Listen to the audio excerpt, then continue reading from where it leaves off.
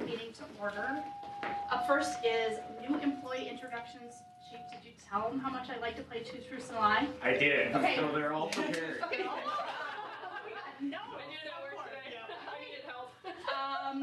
Okay, we'll just go in alphabetical order. Actually, can I go with Ryan first? He's got to You leave may. for a test tonight. Sure, absolutely. Yeah. Sorry about that. Go ahead. No. Ryan, why don't you tell us why you wanted to join the fire department, and then we'll let you do Two Truths and a Lie if that's something you're comfortable with. Sure. Yeah, so I wanted to join the fire department to, obviously I wanted to do more for the community, get more involved. We just moved here in October last year, and we were moving from Chaska, and we knew Suffolk, we knew a lot of people there. I wanted to get more involved and know a lot of people here. But also just past experience, my brother-in-law is on the fire, and my sister-in-law got in a really bad accident, and it was the firefighters that were there first on the scene and kind of stabilized her. From all accounts, like she probably easily could have bled out or died had the firefighters not been there. And so it was that moment that I kind of started looking into the firefighting more. But I had my last child 2 years ago, and so I've been kind of waiting till we kind of got through, early stages to start doing the academy and firefighter one. So that's really why I wanted to do it. Yep. Welcome. Excuse me, Mayor, before you get into that, do you want to maybe do introductions? Oh, yeah, I'm sorry. I put you guys in the hot seat first. My name is Courtney Johnson. I'm the mayor. I'm Joy McKnight. I'm on the city council. I'm Glenn Henry, City Council. Christy Mock, City Council. Lori Sayre, City Council. Brent, we've met. You've all met me, so. Vicki Sunshine, City Clerk. You've probably heard from me with different testing things. Dave Anderson, the City Attorney. That's one guy you don't want to get to meet? Well, I'm a professional. Unless you're, of course. And Chad Shell, Public Services Director. All right. With that, Two Truths and a Lie. Sure. So the first one, for my 30th birthday, my wife got me a skydiving trip. So I got to go skydiving for my 30th birthday. The second one is I share the same birthday with my brother, who's 4 years older than me. And the third one, I was all-state defensive back in high school. Okay. So you guys in the lie, right? We're guessing a lie, yeah. Guessing the line. Well, you're only supposed to have one lie. I'm sorry. I feel like this is really mean. All right, everybody got their guess? That's why I didn't do it. You couldn't be an all. All right, so one is the lie. Oh, you got everything. So, and the reason that I said that was because she actually did buy me a skydiving trip, but it got rained out and I never got to do it. Yeah. Awesome. Thank you. You bet. Great. Thanks, Ryan. Enjoy your test. Good luck. You'll do If great. you want, you can go that way. And then All right. Good luck. Thank you for coming. Nice meeting everybody. Sorry about that. You're fine. You're fine. You Dave? No. The other Dave Anderson? Cody. No. Okay. Cody, you want to go next? So I grew up in a small town in northeast Iowa, and they had a volunteer department. My dad was on the department. A lot of the guys that he hung out with were on the department, so I was always around that when I was a kid. Always something I wanted to do, thought I would do, and then it just wasn't happening. So a few years ago, I got my Fire 1 and Fire 2 on my own. I went through and got my EMT on my own. And not thinking that at a future date I'd be moving to Carver, but lo and behold, we decided we're moving to Carver. And so the first thing I did is started networking. Who knows people in the fire department? And one of the builders that we're going with, one of the salespeople, I asked her she's from the Carver area, I asked her if she knew anybody, and she said, yeah, my neighbor is Tony Dewalter. And I said, do you think Tony would be willing, and her husband, this lady's husband also was a retired Minneapolis fire. And I said, well, do you think Tony would be willing to talk to me on the phone? So anyway, I talked to Tony for an hour on the phone. I'm shocked. And I'm like, I'm all in. So what do I need to do? So I got my app in a little bit late, but it still made the cutoff, and then went through the process. So it's just been super cool for me to be part of the process. And I know it's a weird volunteer opportunity because some things you volunteer for and they just want as many volunteers as possible, but the fire service is a bit competitive and it can be hard to get into.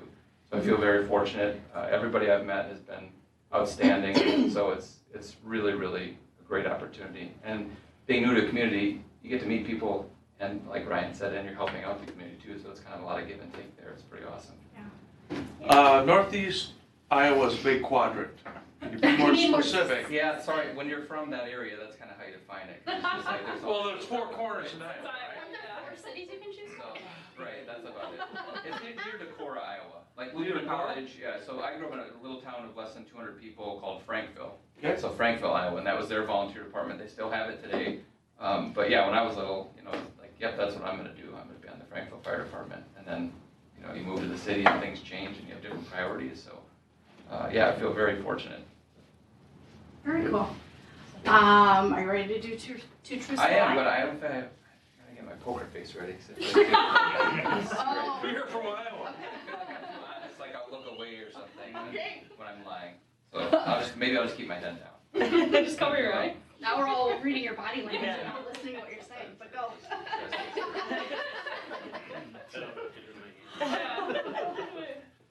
So the first is I was a Division III field goal kicker. The second is I have ridden a bull. The third is I take a road trip to Las Vegas every year.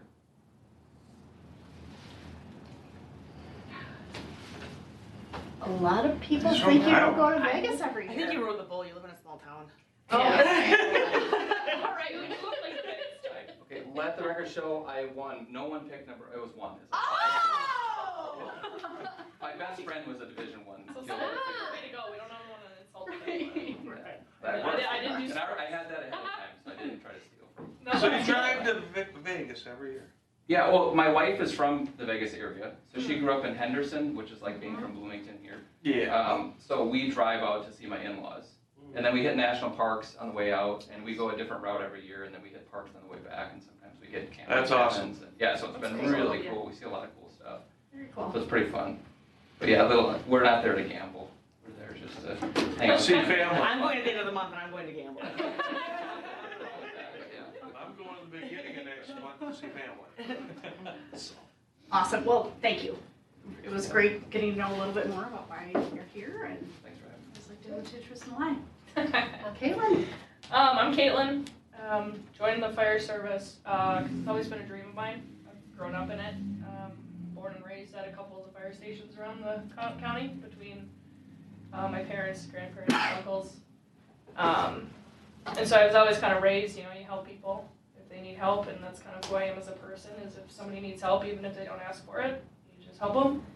And so I'm an athletic trainer, so I have that passion for medical, but then also being able to do like fire stuff, I think is pretty cool. You destroy stuff and, you know, all that fun stuff. That's what class is. It's a lot of fun. But yeah, I just kind of born and raised in it, and I kind of just knew, you know, right away that it was something I wanted to do, and I've been following that since I was a little kid, kindergarten. That's what all my class projects were about, were firefighters, and my first stop after being born was the fire station. I didn't actually make it home, so.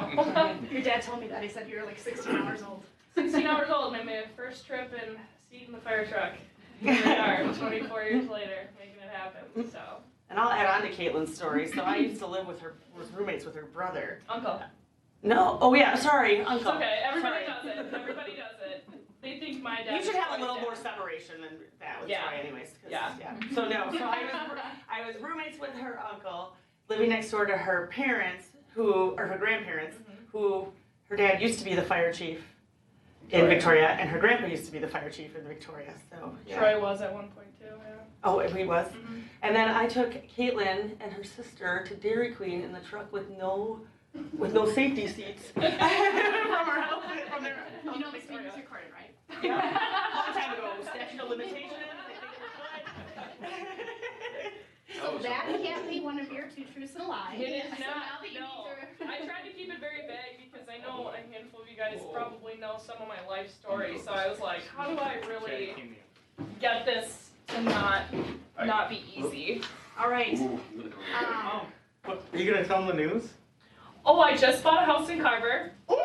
Got it yesterday. Where? 3 houses down that road. Oh, you're my hood! Yes! The little blue one right there. Awesome. So inspection is Wednesday, so if that goes good, we move in November. Congratulations. So I'm closer. Nice. Congratulations. Thank you. All right. Two truths and a lie. That's also not one of them. Just Really narrowing down. yeah, I'm sorry, they're not quite as fun as the other ones. They're pretty vague. So, first one is I dislike raw cookie dough. Second one, I've never broken a bone. And third one is I've been skydiving.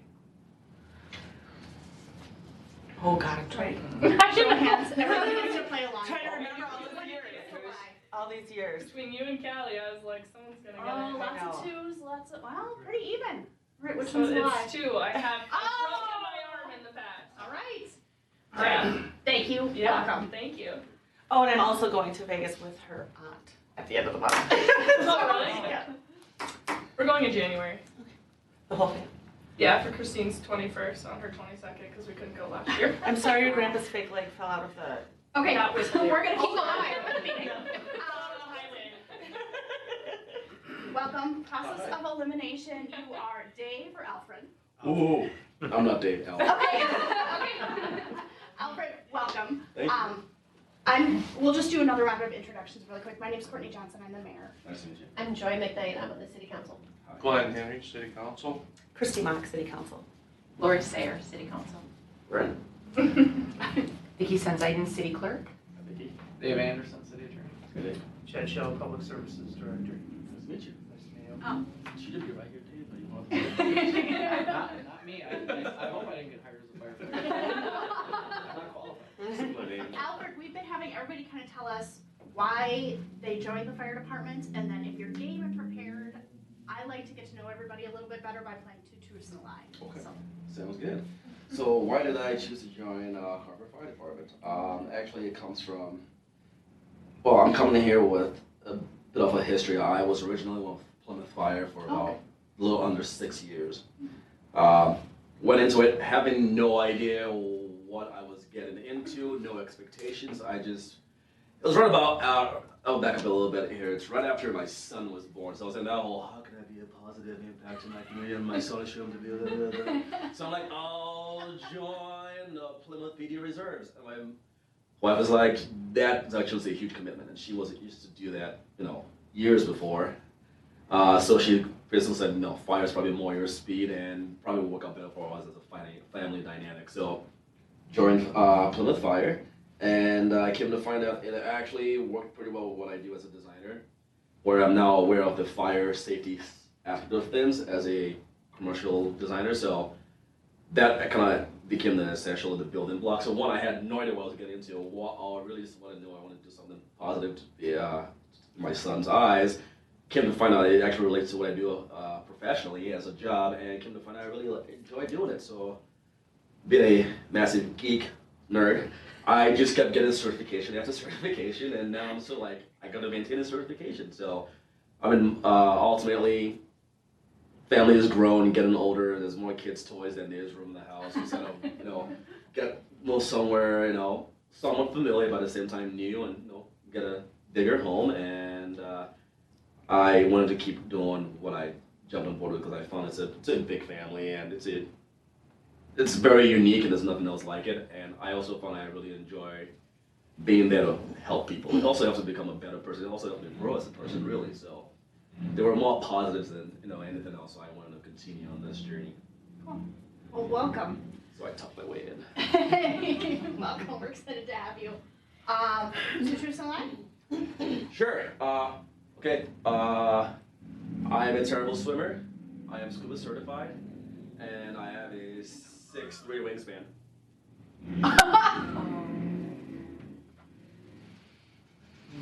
Can you stand up quick?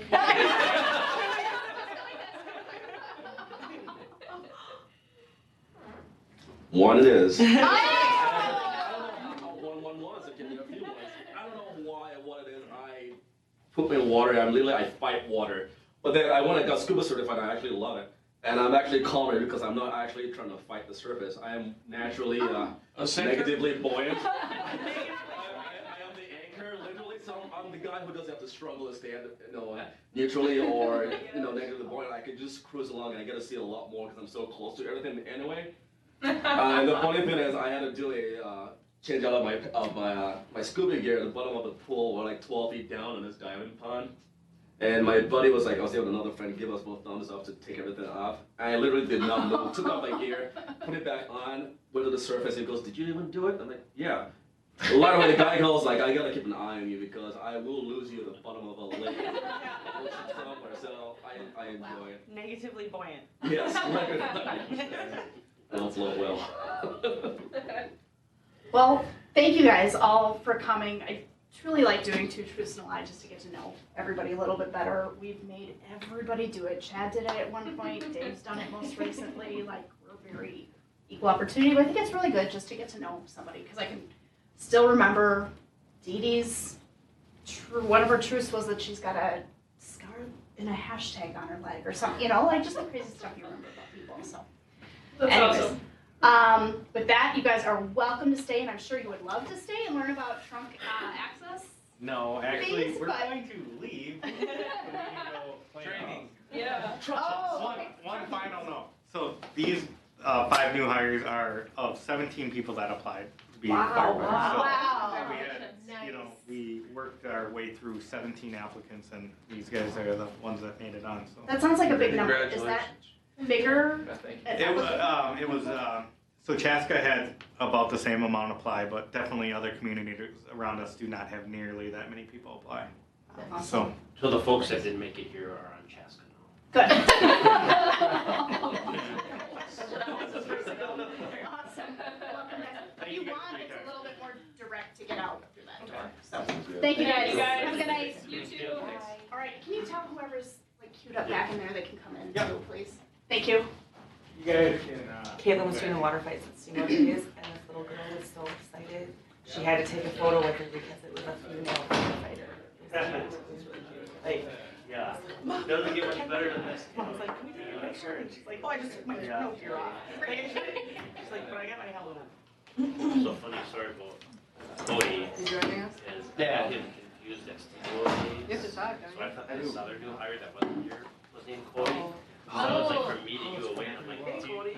And he went to totally ignore me and called it, and they were like, what are you doing? Shouting at people? Yeah, it was very awkward.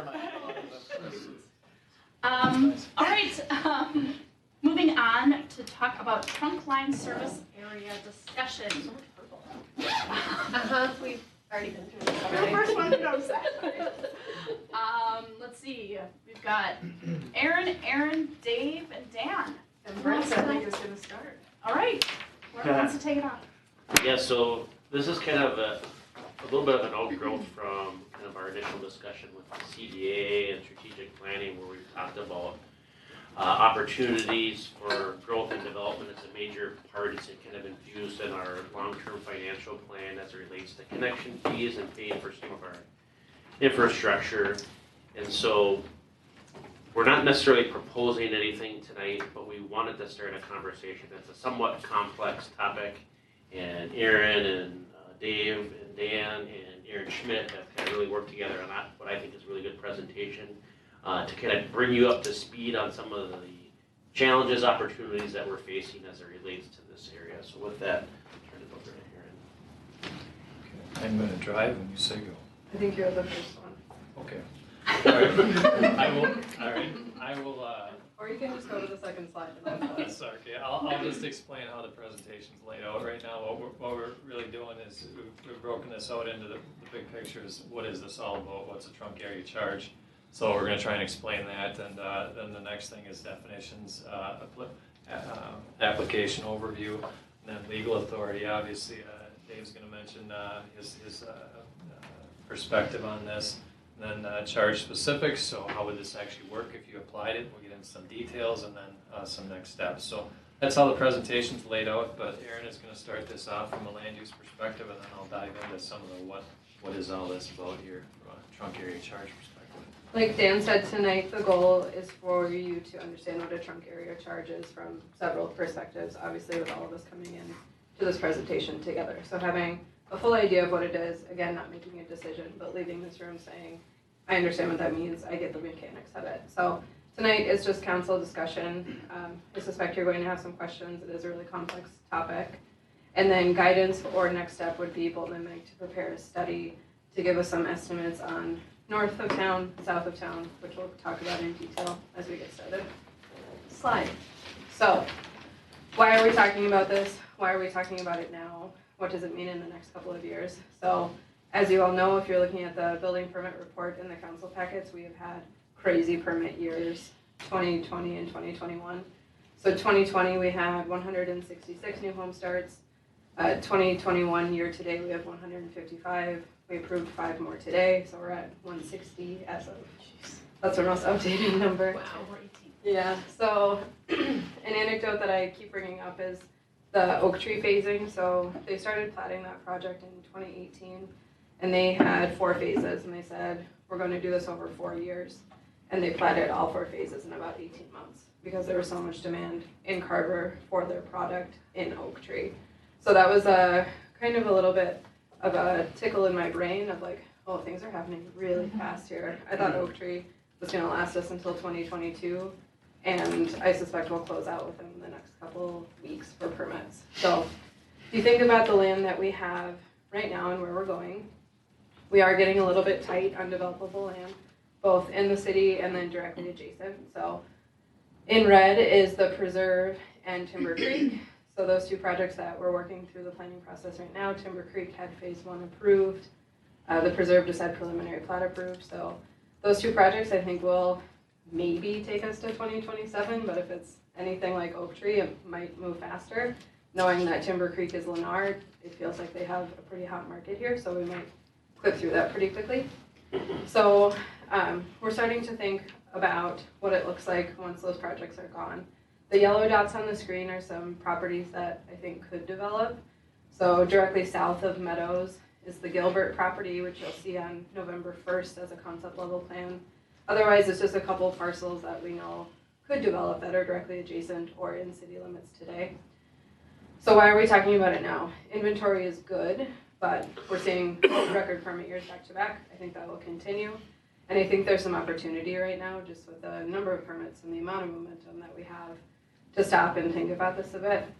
Something else to think about is that if we have this conversation and we start thinking forward about it, we avoid the decision of saying, we need X property owner to come in or else we have no land left. What do we do? And suddenly we're waiting on one person who might love their property and say, I want to farm here for the next 60 years and pass it on to my children. So we're hoping to avoid the point where we're depending, and the tax base, frankly, for the projects that we're working on, hanging on one property owner. Slide. So this slide was a little bit shocking to me. I think it will be some more people too. So as of last Friday when I put this together, we keep a lot inventory just internally at the city so we can keep a pulse on how many lots we have, where they are, how projects are closing out. So Meadows right now has 48 lots that have not been permitted out of 155. Meridian Fields has 1. That permit I think has since gone out, so I'm going to say they have 0. Oak Tree has 18, all 5 that we approved in Oak Tree, or were in Oak Tree today, so I would say they have 13. And Hawthorne Ridge has 9. So if you think about 2018, Courtney often comments that I had planning commission meetings like every week. Yeah. So there's so many projects happening. So that was kind of our banner year for development, but we only have 76 of those lots remaining. So that's 15% of the total lots that are platted in 2018. And if you think about the 2 permit years we just had at 166 and 170 plus, 76 makes a dent in that number, but we don't have enough available lots for the amount of demand that we believe there is today. Slide. So it all feels kind of gloom and doom, and what are we going to do? But there is some good news here. The Gilbert property, which you'll see at council at concept plan November 1st, brings in about 25 additional lots. Timber Creek and the Preserve bring in 415 more lots. So could those developments last 5 years? Maybe. We'll see what the market does. But then what? We hit some barriers kind of every direction with the next development. Slide. So what's next? What does it look like? What are the areas that we're thinking about? So if you think about north of Fleet Farm, north of Lakeview, we're calling this area for the presentation the Big Woods area. So we start to think about where development could go. I have developers often call asking, like, do you have developable land? Where do you think it will go? Do you have any property owners close that you think will go? So thinking about these 2 areas specifically, north and south. If you think about north, in our comp plan, the future land use map puts this one as a mix of uses. So it's not only single family, which is the really light yellow. It's purple, which is a mix of a commercial and industrial. It's red, which is commercial. And then that goldish color is medium density. So we hit kind of the whole swath of different land uses in the Big Woods area. I think really great planning, something that could come to fruition as Victoria and Chaska meet there. But if you think about the Carver market, that hasn't been our story for the past several years. It's been single family. I think that's the market driver right now until everyone keeps saying we need more rooftops before those things come. And I think that might hold true in this area.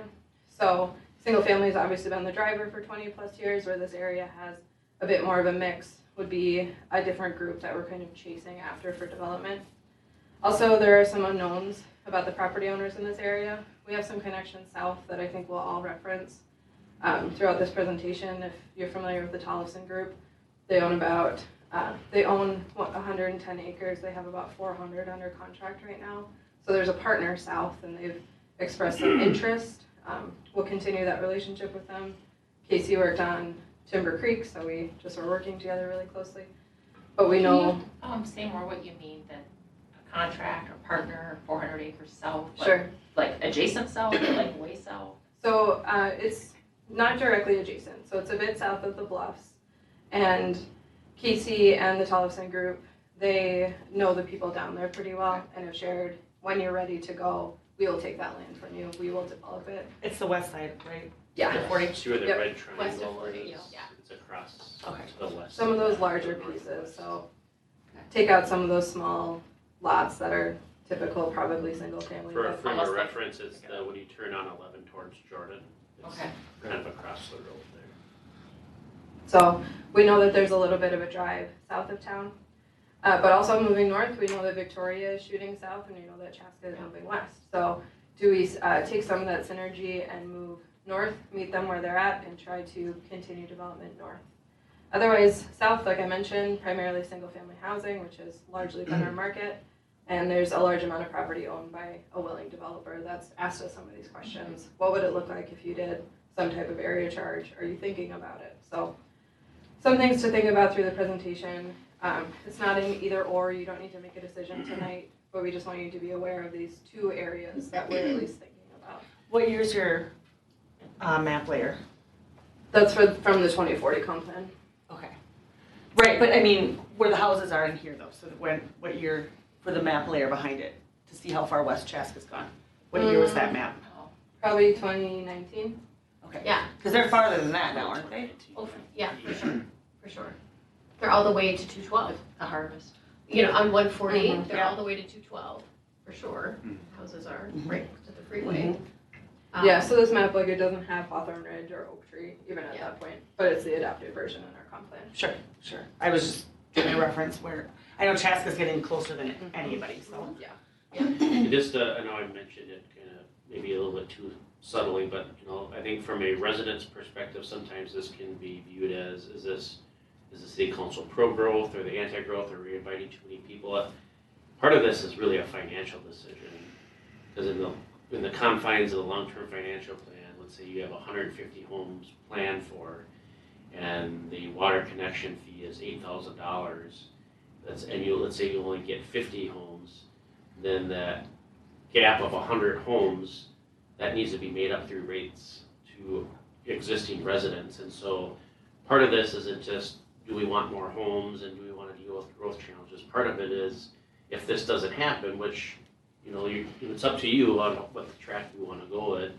But if we don't realize, let's say $800,000 worth of connection fees, that'll have to be made up through monthly billing. So in essence, the water rates would have to go up to pay for that gap in connection fees. Can I ask a question then? Are Yeah. we too aggressive with our financial plan? Being we are landlocked in certain areas. Have we been too aggressive with that? I mean, I would say that's in the eye of the beholder. I would say that the water treatment plant was needed, and so at this point, you're committed to needing that. But I would, as far as aggressive, it would be I would say no, but other folks might say yes. That's a great answer. Okay. I mean, there are a lot of factors that go into it, so I'd be hesitant to just simply say yes or no, because I think there are a lot of nuances to it. I do think that the water treatment plant and know, even though it's not utility related, but Jonathan Carver Parkway, those are the things that we need to just make sure that our existing community functions well. And so, yes, you build it to accommodate the future, so you're not doing these onesie twosie additions. So I would advocate strongly to someone that says, were we too aggressive? I would say, no, we are planning the way that we should. And, you know, I think you can see it within our long-term financial plan. We could have probably very easily planned for over 200 homes a year, but we took a more conservative approach and said, well, 100. I think we're actually more like 125 or 130. Even though that we're at these 150, 160 pieces, to make sure that we have some wiggle room if we don't meet those pieces. But I just think that we have to plan. The plan has planned for growth, and so there is that kind of uncomfortable conversation where we're typically not saying, well, we want new homes because there's a lot of connotations that go along with that. But I would also say that a lot of the things that at least I hear that the community wants, like access to more retail, water supply as it relates to fire protection, better roads, all come along with growth and growing that tax base. So I think the biggest challenge, or one of the bigger challenges for us, is to not just have residential growth, but to have industrial growth, commercial growth, etc. Thank you. That's the better answer. No, that helped. No, that's good. No, and I'm glad to hear that we were a little bit conservative, because no one knows how long this is going to last. So if we shoot too high, then we really are hurting ourselves. So, okay. All right, well, I'm gonna tackle the next section here, which is really what is a trunk area charge. I think you're hearing a little bit about why we'd be even talking about this in the first place here, based on land available for development permit, consistent permits coming in the door. But really, hopefully, I'm going to answer why would a municipality want to do this? What conditions in Carver are warranting this? Has somewhat been discussed here. But I'll get into the details a little bit more so, because you might be asking the question, why don't we just continue our track of just continuous development and developers paying for utilities for their next site? So I'm going to give you an example about why there's some unique circumstances here that apply to this concept here. And then what might happen with no action, and of course, what are the risks of this process, because there are some, and you're alluding to some of them. Of course, there's risks on both sides of the equation, and we like to be on the table with everything. So first question is what is a trunk area charge, and why does it apply to what Aaron was talking about here? So it's a charge that distributes a major system expansion cost to a larger benefiting area, paid back through future development connection charges. So think about this as a project-specific charge. It's different than drawing on each building permit and charging them for sanitary sewer, and that goes to your entire system. This is for a certain part of the city. So it's more specific to a project necessary to serve a big region. So that's why it's different. It's over and above your typical charges that would be distributed among your entire sanitary water system. It's for this area requires this pipe, this lift station, this area benefits from it. The charge to build that would go to that area. And so it's a different means to collect money for something that benefits a specific area of users. Didn't we do that for the road that goes to Fleet Farm and Lakeview? It's the same. Something similar? It's the same principle, yes. Okay. Because we built out that. It wasn't a trunk area charge in that case. It was a 429 assessment process. Okay. Okay. I'm trusting you. A good concept. Yes. But that was kind of, because I remember those specific charges for those entities that are along that road, right? And we built the road, but we're charging them back for that. So the fundamental of it is right on where you build a piece of infrastructure and benefiting properties pay for it. But the entire city does not, and so Right. And this, to Dan's example, which he'll drill down into, is there's a gap in service. We're bringing out that infrastructure. It benefits 100 acres. the owner of that 100 acres pays their prorated portion of that benefit. So I'll walk you through a very specific example. This is kind of a real world one because we've been approached by a developer to ask us about this concept here, and so I'll nothing specific about this, so there is no parcel involved, but it's just an example of something very similar to what we've been asked about. So say 75 acres is a prime developable area in the city. It's the right land use, and there's an interested seller for the property owner, and there's a developer that. Sorry, Dan, but if you want to focus on the screen, because Dan has like a series of kind of changes to this map that I think will be helpful for you to understand the concept. Yeah, it's. I'll stop looking at you, Dan. No, thanks, but no, I appreciate that you're not looking out the window while I'm talking. I do appreciate the attentiveness. But what he's alluding to is I did a little bit of an animation about the sequence of this. So we've got this interested developer.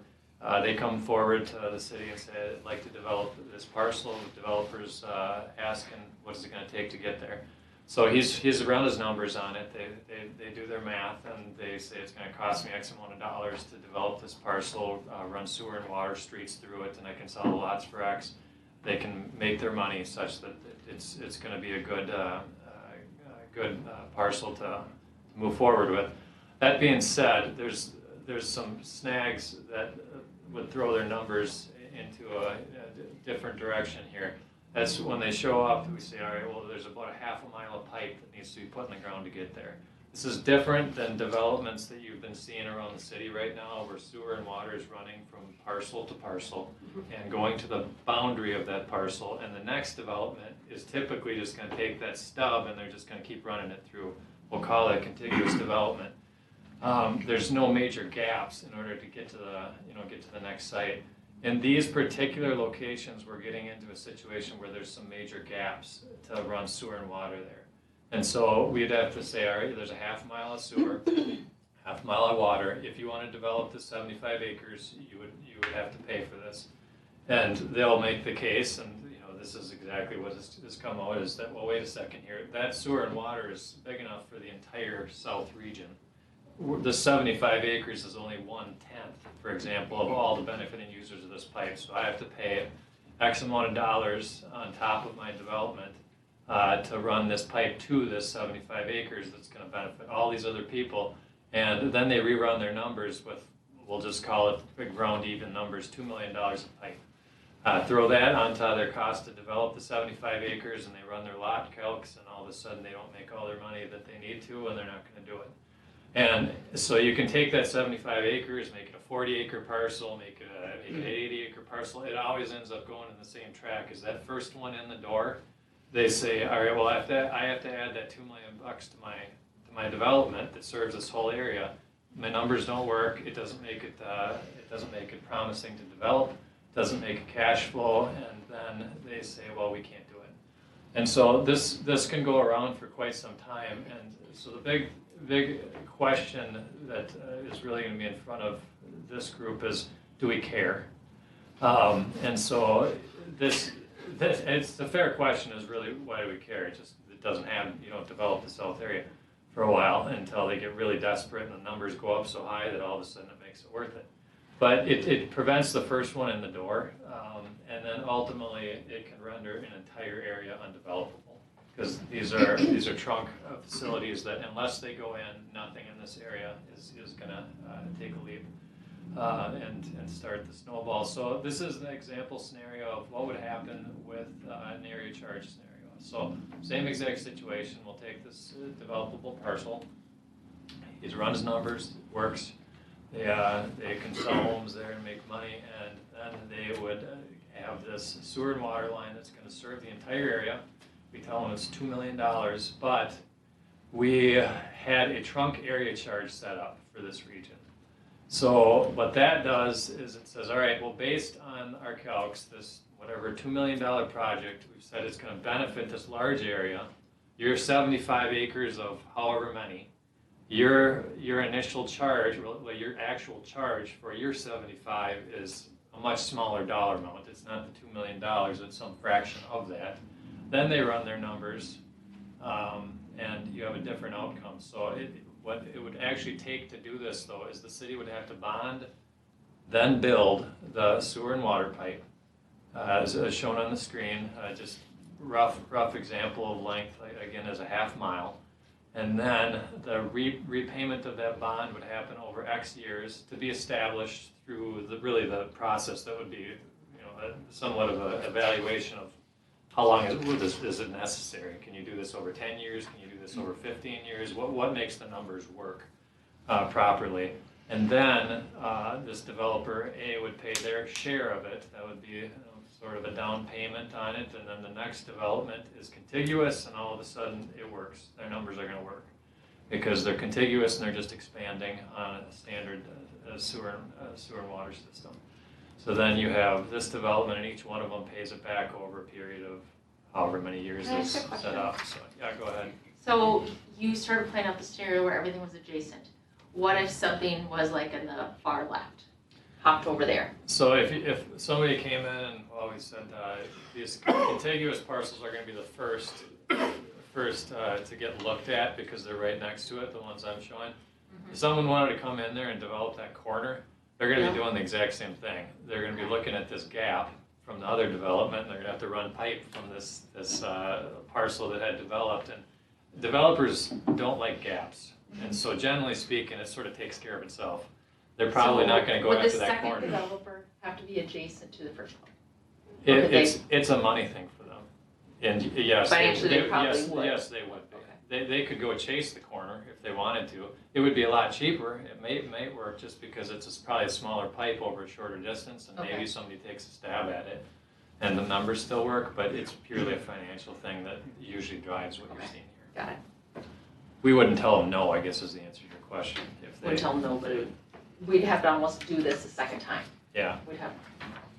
Yeah, so what you're really seeing here is this is a payback method for a bonded project that is, a seed project to developing the area. So that's why it's called a trunk area charge. You've established the charge that would pay back all the benefiting users for that green line and the blue line. Because that's a project that there's no single developer that would come out there and probably front the money to do that. So you're prepaying it with the anticipation that you're going to get paid back in time because you have good land that is going to develop at some point in time. And the way these things get set up is you're trying to do this as conservatively as possible. You need it to pay back in 10 years. You give yourself 15.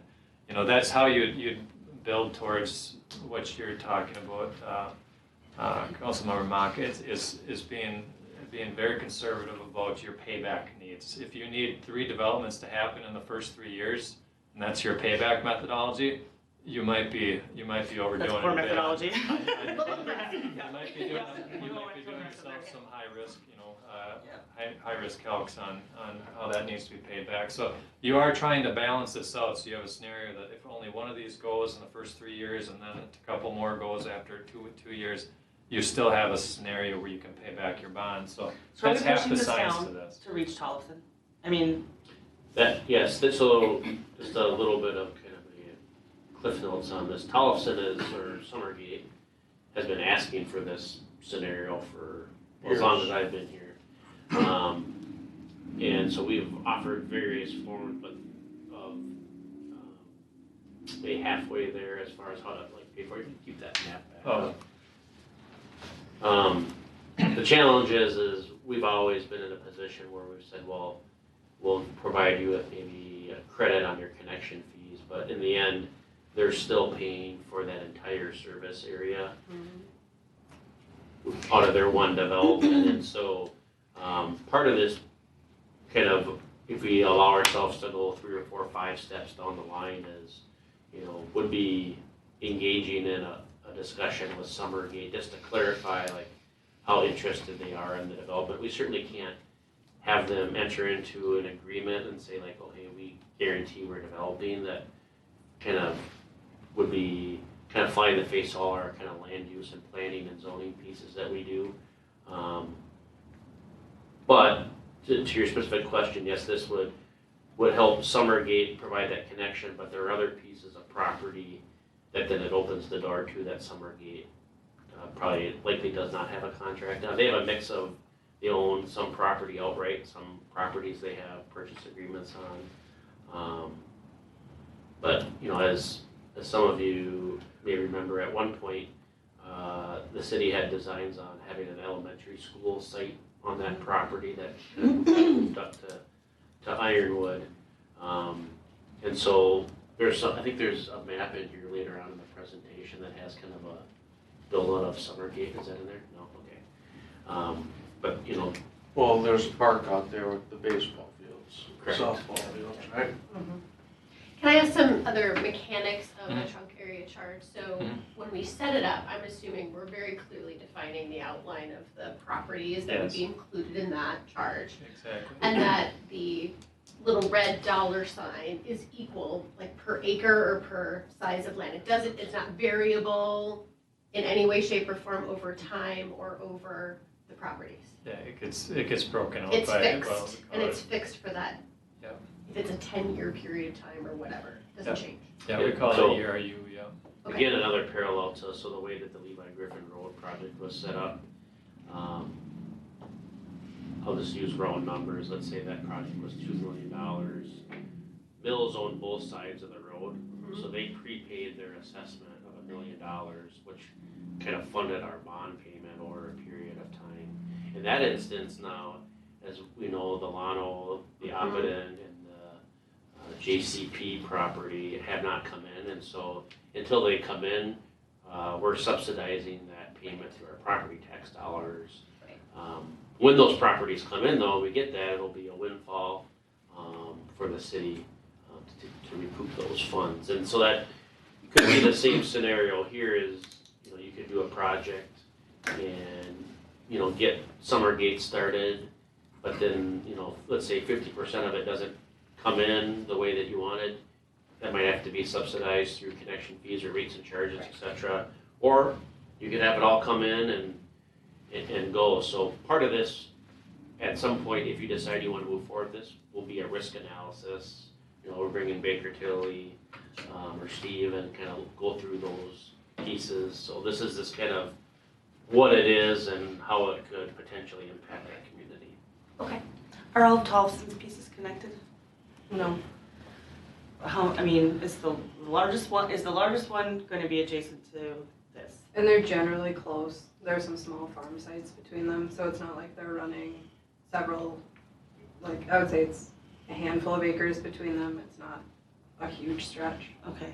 Oh gosh, my neck. The reason I'm asking is because if we were to bond for this and we're considering like the time period that we want it, if they are not, you know, if there's somebody in between there who is not going to be willing to sell and we really like cut, you know, it's cutting through the huge thing, then we might be taking this bond out and hoping that that middle person is going to sell and maybe they don't. Now what happens? Yeah, they're immediately adjacent to 40 or 40 and 11 meet, not by our old wastewater plant, but by the road that goes to Jordan.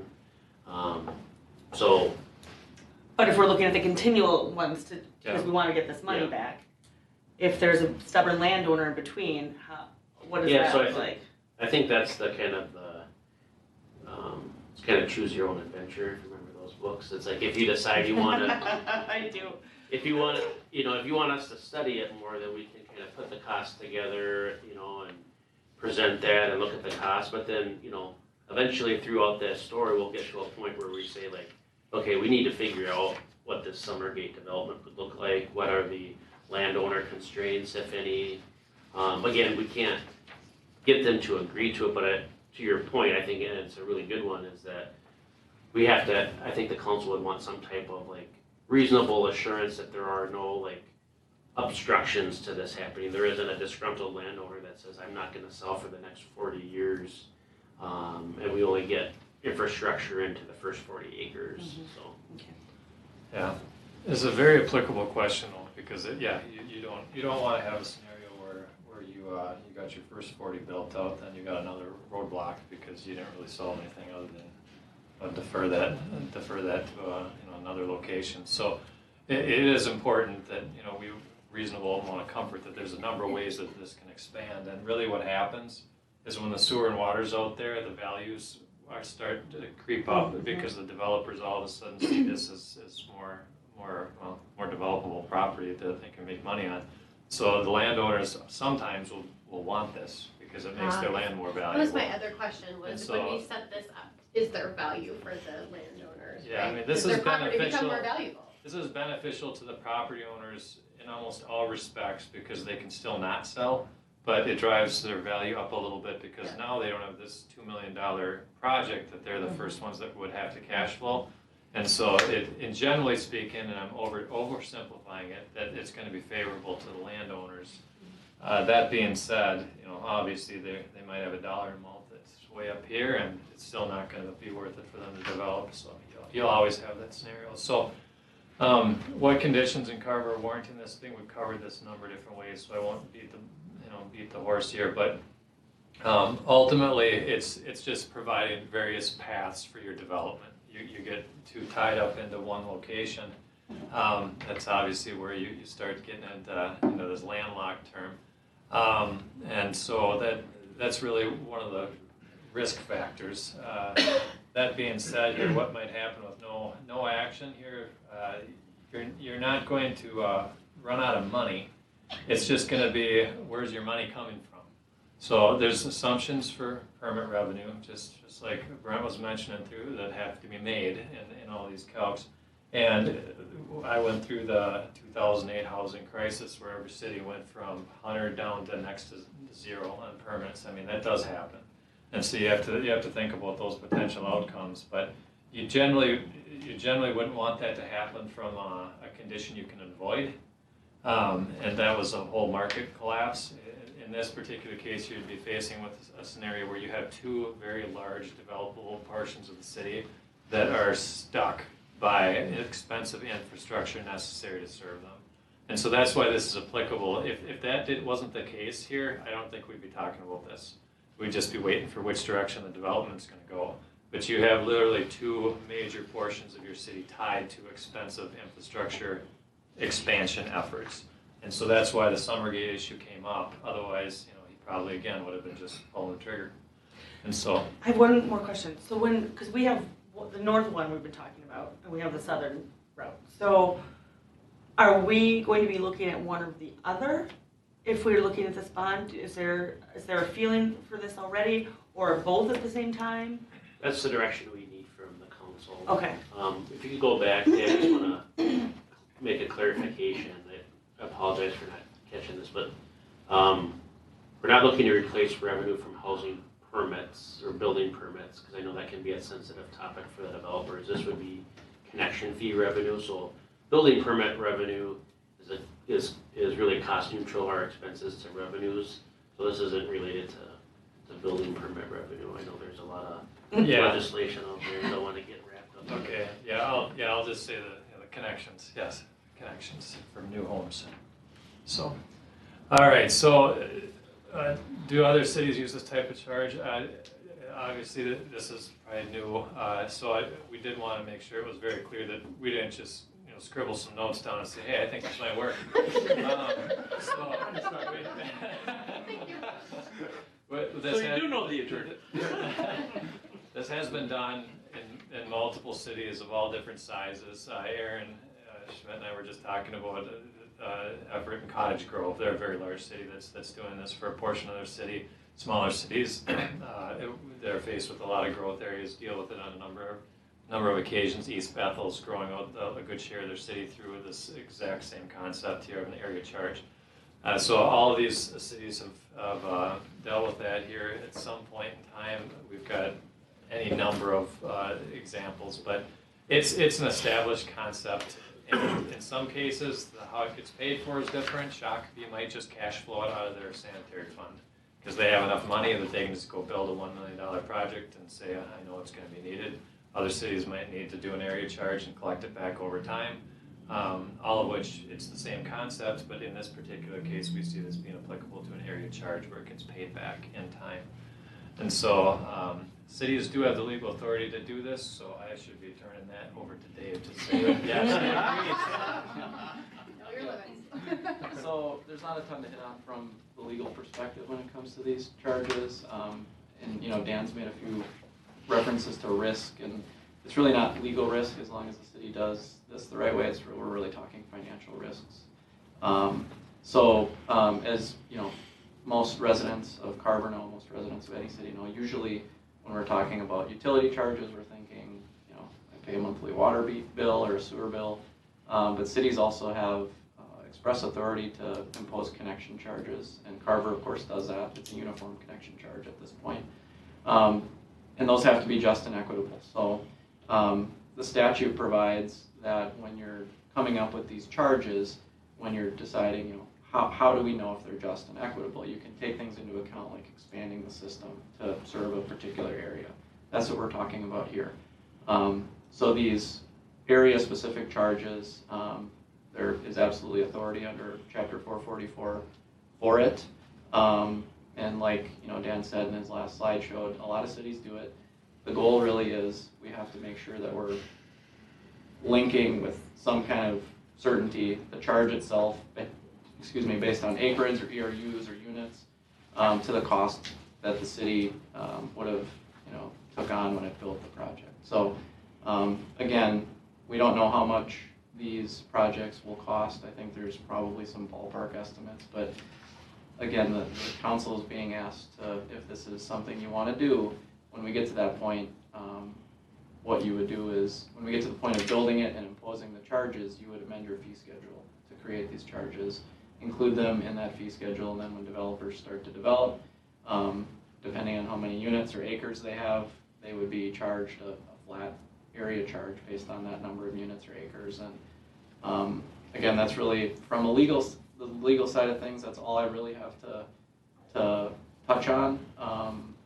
You know, it's pretty express in the statute, so I don't have a whole lot to add beyond that. All right, well, as long as you see we're not breaking any laws, it's a good start. I was gonna say, is it defendable? Yeah, absolutely. Yeah. All right, so at this point, Aaron Schmidt's going to take over and kind of run through the more details. How would you actually do this on a project level? They'll talk about how we, kind of the concept of why you actually study this, because you want the right number. You don't want to come up with the wrong number and have this inflated charge, and he'd explain how we would actually do something like this. And so I'm going to turn it over to him to give you an example on, well, he's going to use the north area. Okay. All right, so just jumping into some more specifics on this, just a few reminders. So this is a charge that we're going to be applying to service the debt for an improvement project. And it's unique to a specific service area in the city. So it's applied evenly across that area.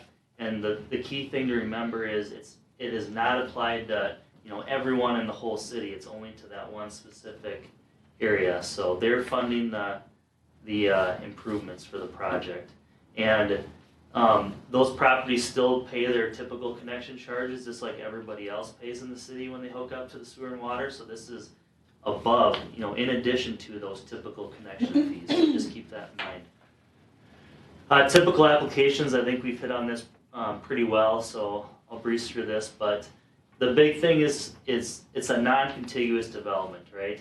If we were talking about you know, Meridian Fields and then moving to Timber Creek, this isn't something we're even talking about tonight. So, but we're in this unique spot where we have some really good opportunities in the north and south areas, but it just isn't quite practical for that first-in developer to make the numbers work. So, yeah, that's why we're talking about it. And next slide. So I'm gonna look at the Big Woods service area a little more closely here. The project scope itself, so what we would be doing is extending a trunk sewer and water main to that Big Woods service area.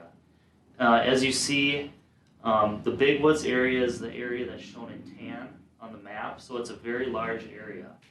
This is something that's going to be benefiting many units in the future. So what needs to happen here, the construction of a regional lift station facility needs to occur. There's a low area just by topography. There'll be a lift station there someday, and then a force main will convey the sewage back to the 212 where it would be gravity flow from there to the south again. And then with that, we'd install a water main and tie back into the Levi Griffin Road water main system that's in place today. Financing and funding, obviously this is a big project. This is about 1.5 miles of pipe that has to go in, so it's obviously something that we wouldn't be able to cash flow out of our enterprise fund, so we'd be bonding for this project. And then those funds would pay for it with the revenue stream created through this trunk area charge and those fees that are collected. If you just want to stay on this slide, just to Councilmember Mock's earlier question about which area, we obviously have a relationship with Summergate, and they've talked about developing their site. But the interesting piece about this Big Woods service area is if you look at the east-west roads, you have Big Woods Boulevard and County Road 10 or Engler. Both of them have interchanges, and so I think Carver really knows that story of how access and transportation changes the trajectory of a community, namely like when 212 expanded. And so the inertia, and I would say probably maybe the desirability of like lots in the northwest areas probably trumps the southwest area, just because you're closer, and it just seems to be where people are pulled, and having access off of those two interchanges is likely something that you'd want to think about in comparing kind of both of these service areas.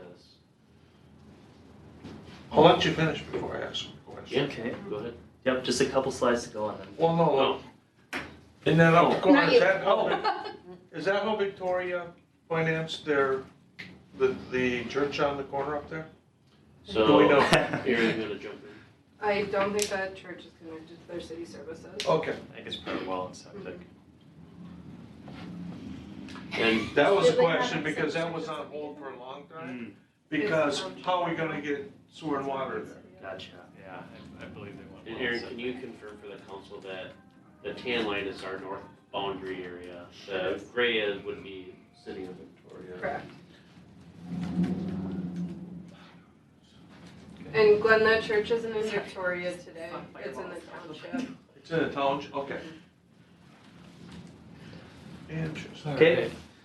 So this is where it really gets fun. We're gonna do some math tonight, which is something that I like a lot. But this check, Theoretical calculation sounds wonderful. yeah, theoretical calculations. But the big thing here, key takeaways. This really checks the boxes of, this is one of those situations where the first-in developer just can't make it happen, right? It's way too much money. We're only gonna be able to open up this service area in town by putting in some money up front to just seed that project, right, to get things started. The charge, again, it's to the benefiting properties in the service area. So the calculation itself is actually very easy. It's simply dividing two numbers. What you need to look at is, number one, how many units are going to be benefiting from this project, right? So this entire area, per the comp plan, has about 5,700 future ERUs, so big area. ERUs is equivalent residential units, so Got it. AKA is 5,700 single-family homes equivalents in this area. Okay, Hypothetical project cost. Say this project costs $5.7 million to build. So all you do is you simply take total cost of the project and you divide it by the benefiting properties. So $5.7 million divided by 5,700 ERUs, that equates to $1,000 per ERU. So what does that mean? So that means in this area of our growth, if we were to do this, a single-family residential lot would have a $1,000 additional trunk charge applied to that lot. So if you think about it, if we're able to break it out, it really, $1,000 is a lot of money, but when you think about it in terms of a $400,000 home, that's like 0.25%. So in the Do you grants, calculate any differently if there's mixed use in here? so that's why we use ERUs, because it's the great equalizer. It makes everything. So for example, if an industry comes in and they're going to use the water that's equivalent to 25 homes on a daily basis, they would be 25 ERUs. So that's how that works. We're not saying this would be 5.7 million. We'd have to Right. study this and make it up to. Theoretical. We'd have to make it. Theoretical calculation. Right. Yes. And I assume the ERU is based upon developable land? Yeah, so the 5,700 is pretty close, just purely based Sure. on future land use from the comp I'm plan, not so. questioning your theorems Yeah. here, I'm just, Yep. wanna make sure I understand the definition of an ERU. Okay. Correct, yep. How- So that's, yep, No, go ahead. could we go back? How come it doesn't run straight up 11 and we go around? So that's, routing, that's just how it's shown in the comp plan. Obviously, if we are interested in doing this, we're gonna have to look at, where's this pipe actually gonna go? Okay. I think we put it up that way just because then we'd avoid either, being in the 212 right away or, We have a existing utility crossing in that Yes, we do. area. Okay. And then if you see it follows Levi Griffin Road and Mm-hmm. then down 11. So if we'd go straight, we'd have to probably acquire right away or easements from folks. And if we follow the road right away, it's gonna be significantly cheaper. Okay. Mhm. Yep. Less expensive. Okay, so next steps and implementation. So what would this actually look like if this is of interest to the council? So tonight we kept it really general, right? This was really 101 level just to introduce the topic tonight. If the council's interested in either one of these areas, looking at it a little closer, or both, quite frankly, we would want to come back to council. We'd be a little more polished. We'd spend some time looking at scoping out the projects. What would this actually look like? Where would the pipe potentially go? Versus just having a line drawn on the paper. We'd come back with a little more information, so you would learn more about the project. And if that was still of interest, then what we'd be doing is we'd be refining those estimates even further. We use the term feasibility study. Don't think of it as in terms of like the 429 feasibility study where it's like a checkbox that it's legally required type of thing. This is more to continue to refine that scope, get a better handle on what the actual costs are. So you're going to the goal of developing that charge structure. How much is that charge gonna be per unit at the end of the day, right? So that's kind of how things would progress. If the council wants to do a study, then as Brent mentioned, I think we obviously want to talk to landowners, really, gauge interest. Are people even thinking about developing that kind of stuff? We might have some communications with people to the north, but none that I'm aware of. So who knows? Maybe they're not even wanting to develop. It's hard to know until you ask, right? So we'd be looking at that. We'd do the study. We'd bring that back to council, present that, and if it's something that you want to go forward with, at that point, it's really just the same as a regular old project at that point. It's plans and specs and building the job, so that's really how it would work, so. I think tonight what we're looking for from the council is, just general observations about this idea and concept. And you don't have to do anything more than that tonight. We can certainly bring this back to another work session, but at some point, then you could say, well, yes, we're interested or like the idea and prepare a proposal or prepare a feasibility study on this area or whatever task that you think you need to make a decision. But we're way ahead of this, so you don't need to feel like you need to be rushed in your decision making. But I think the team did a good job of kind of presenting this, and so we'll open it up for questions or conversation from the council.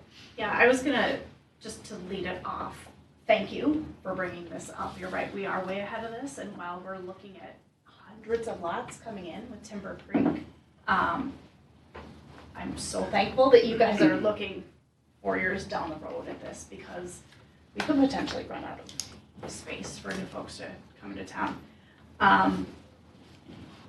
For me, I like the idea and really want to do, and you guys have talked about it, I'm not much of a gambler, so I really like the idea of making sure that we talk to those landowners and know kind of where they are in the process and how likely they would be to build if something like this was to be in place.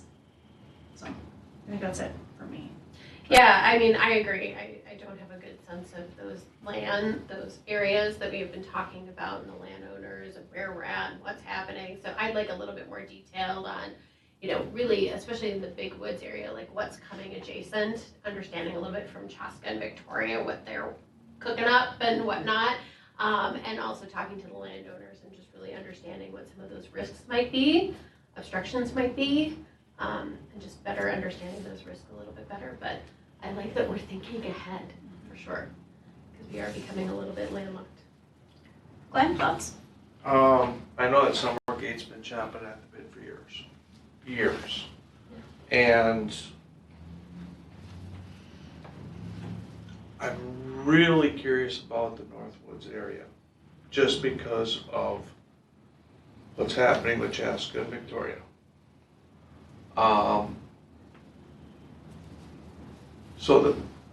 And then the south area, of course, you have all the residential that could possibly go out there. I would be curious, how long would it take to put like a plan together for, like, let's say 3 years out? Because I know that our inventory right now is at, it's gonna be at 417 approximately. Let's just call it 450. In 3 years, we're gonna be out. One thing I did forget to mention, think about this timeline, we're probably talking about the better part of a year just to make that process happen. So Okay. we're gonna have, That this is gonna helps. take a year from when we say go, so. Sure. That's good. Think about your basically And that's using a year from- there. To the start of From project. today, yep, so from tonight, if we were to say go, we probably wouldn't be putting pipe in the ground until next fall, so. At the Realistically. earliest. Okay. More likely than not, you're probably talking Spring. 23. That's why I figure 3 years in advance is not a bad time to be talking about it, because you don't want to be talking about it 1 year in advance where you actually have to do something and all of a sudden you got a big rush. So this one, it's very reasonable to stay well in front of it should you decide to do that, so. Are you still going? Go ahead. Should I go? Okay. When we were looking at this, so I know that Summergate has been chomping at the bit, but Summergate took the chance to buy land, and to me, I don't think that we should push something because we know we have someone down there who owns land. Everyone owns land. If it makes sense, great. But to me, having Summergate own that already and wanting it, we have to make the decision that's right for the whole community, and not just because we know they're kind of waiting in the wings. When I look at the northern part, because we do have Chaska coming in so close, and we've talked about having more than just residential. We want some other kind of rooftops, and we have mixed use up in this area, and we have, again, the interchanges of 212 and everything that's around there. Just from this first look at it, right, like just, first talking about it tonight, to me, that area seems like it might be a little bit more advantageous for us to go that direction than the southern route, which at this point will be generally more just single-family residential, which I'm not against either. But again, looking at some of what we might reap from up north seems a little bit more what we've been talking about, at least. So I don't know. I don't have any. I've asked all the questions I think I need tonight, but that's my feeling from just kind of the start here. So my analogy of this is, I feel like this is our freshman in high school, and we're trying to think about what direction are they going, so we know what to do with them when they're senior. That's fair. I really, really like the idea. I lean a little towards the south, only because that we have Tollefson, that owns over 100 acres, and they're already engaging in this type of conversation.